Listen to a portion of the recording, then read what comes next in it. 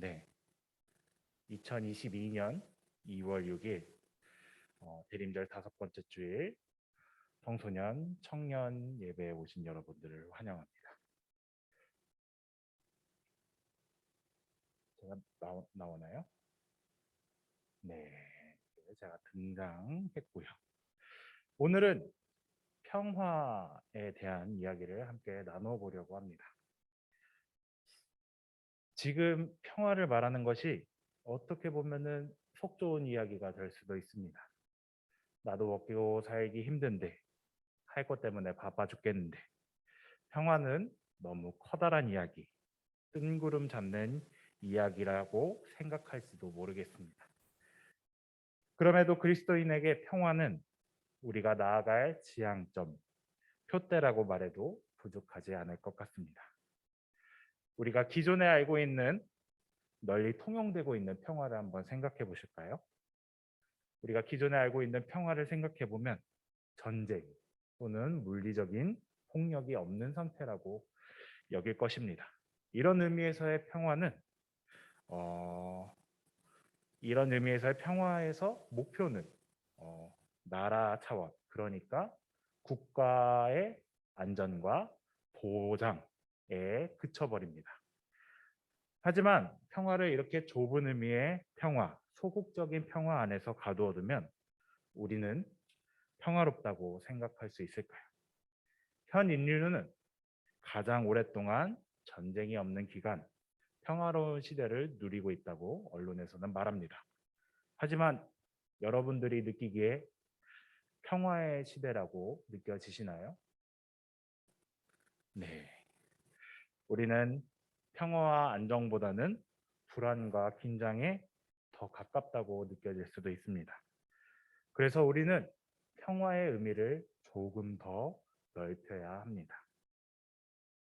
넓은 의미의 평화, 적극적인 평화는 소극적 평화를 확대한 개념으로서 전쟁, 물리적 폭력뿐만이 아니라 간접적인 또는 구조적인 폭력이 없는 상태를 말합니다.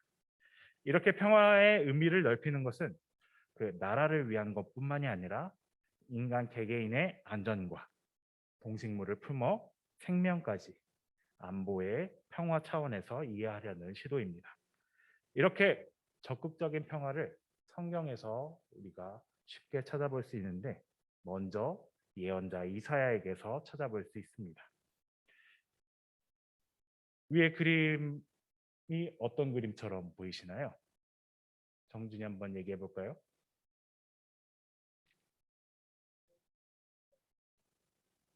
동물, 동물들과 사람. 어떤 동물이 보이죠? 곰, 사자, 뱀, 그리고 강아지도 보입니다. 이 그림은 이사야 11장에서 나오는 모든 사람과 동물이 뒤엉켜 함께 살아가는 평화로운 장면에 영감을 받아 샤갈이라는 화가가 그린 그림입니다.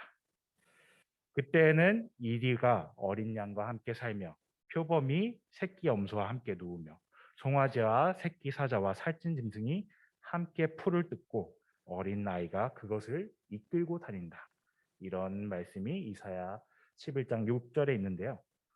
이사야의 이렇게 평화로운 비전을 보았을 때 이스라엘은 평화롭고 잘 사는 시대였을까요?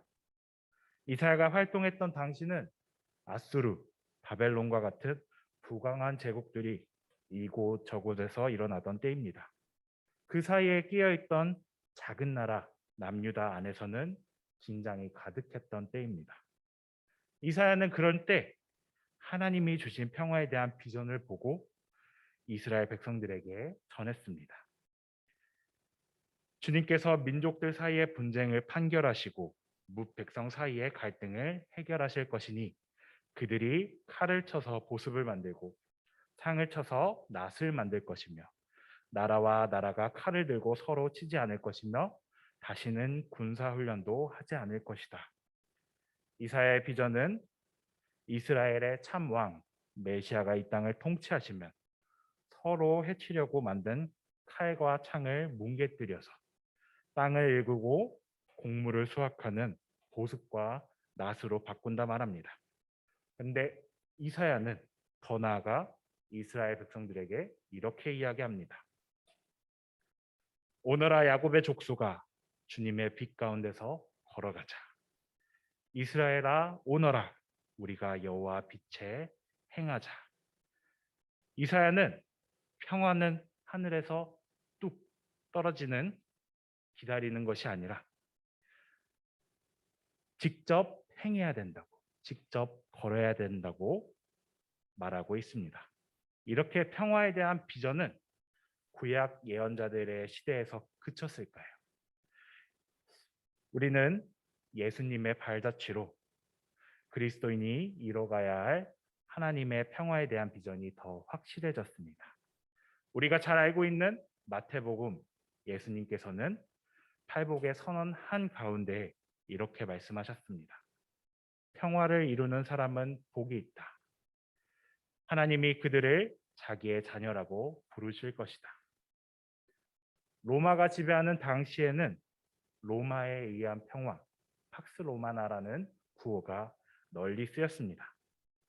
힘을 가진 로마 황제는 자신이 세계를 지배했으니 더 이상 전쟁이 일어나지 않는다는 평화의 시대가 도래했다고 스스로를 치켜 세웠습니다.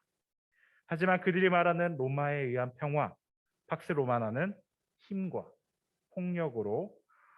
폭력에 근거한 평화였습니다. 그들이 말하는 평화 속에는 자신들만의 안정과 번영을 가지고 있었습니다. 이미 평화를 가져왔다고 말하는 로마 시대에서 예수님께서는 폭력에 기반한 거짓 평화가 아닌 하나님의 평화를 만들어가는 사람들을 축복하셨습니다. 또한 말씀하신 예수님도 하나님의 아들로서 이 땅 위에서 목숨을 다해 화해와 평화를 일구다가 돌아가셨습니다. 때문에 평화는 진정으로 예수님을 따라가는 그리스도인의 의무라고까지 말할 수 있습니다. 마지막으로 얼마 전에 나온 책 한 권을 소개하고자 합니다. 다정한 것이 살아남는다. 다정한 것이 살아남는다. 이제 이 표지만 보면은 되게 감성적인 에세이집 같아요. 그런데 이거는 유전학, 생물학 책에 관한 책입니다. 이 책은 그 진화론의 창시자라고 말하는 찰스 다윈이 말했던 적자생존을 뒤집어서 적응을 잘한 개체가 아니라 낯선 이에게 먼저 다가갈 수 있는 능력, 친화력, 다정함, 친근감이 세상을 바꾸어 놓았다고 이야기하고 있습니다. 이 책의 추천사를 쓴 최재천 교수는 이 책을 한마디의 내용으로 축약했습니다. 손잡지 않고 살아남은 생명은 없다. 크던 작던 긴장과 갈등이 만연해 있는 때입니다. 또 월드컵이 이뤄지고 있는 월드컵이죠. 아니죠. 동계올림픽이 일어나고 있는 동시에 그 반대편에서는 전쟁을 준비하고 있는 때이기도 합니다. 평화를 말하는 것이 어떻게 보면은 이익이 없다고 여겨질 수도 미련하게 보일 수도 있습니다. 하지만 그럼에도 불구하고 우리는 하나님 나라의 평화를 꿈꾸고 그 평화를 일구어가고 그 평화를 누리는 사람이 되어야 합니다. 우리가 각자 처한 삶의 자리에서 작은 평화를 만들어 하나님의 평화의 도구가 되길 바라며 끝으로 아시시의 프란체스코라는 수도사 성인이 있는데요.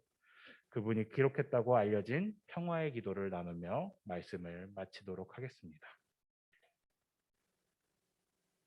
오 주님, 저를 당신의 평화의 도구로 써주소서. 미움이 있는 곳에 사랑을, 다툼이 있는 곳에 용서를, 의혹이 있는 곳에 믿음을 심게 하소서. 절망이 있는 곳에 희망을, 어두움이 있는 곳에 빛을, 슬픔이 있는 곳에 기쁨을 심게 하소서. 아멘. 이렇게 우리가 각자의 작은 평화를 만들어갈 수 있는 하나님의 평화의 도구가 되길 소망합니다.